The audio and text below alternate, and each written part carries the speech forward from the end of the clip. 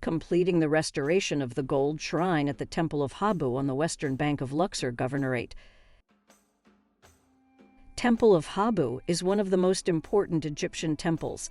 It was built in memory of King Ramses III. It was built to hold funeral rites and to worship the god Amun. On both sides of it are the chapels of the temple dedicated to some deities, the most important of which is the gold chapel, which has been restored and returned to its original colors. The temple precinct measures about 214 meters, 700 feet, by 305 meters, 1,000 feet.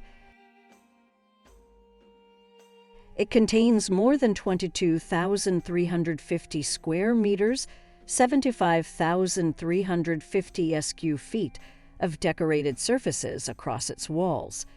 You enter the site through the unique Syrian gate, the Migdal Gate, which is named after the Syrian fortress that so impressed Ramses with its lofty gatehouse that he built one for his own temple. The front of the temple represented Ramses III in its relief as the victor in several wars. The most famous are the fine relief of his victory over the Sea Peoples and Libyans.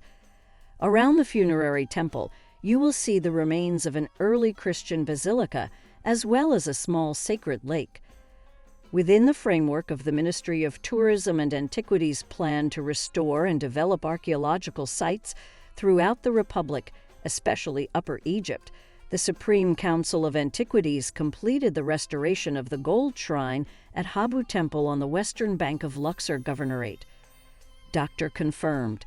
Mustafa Waziri, Secretary General of the Supreme Council of Antiquities, stated that the restoration work was carried out by the exclusive Egyptian hands of the restorers of the Supreme Council of Antiquities, as it included the removal of dirt, soot, and damage caused by erosion factors resulting from the passage of time, and the appearance of the original colors of the cabin.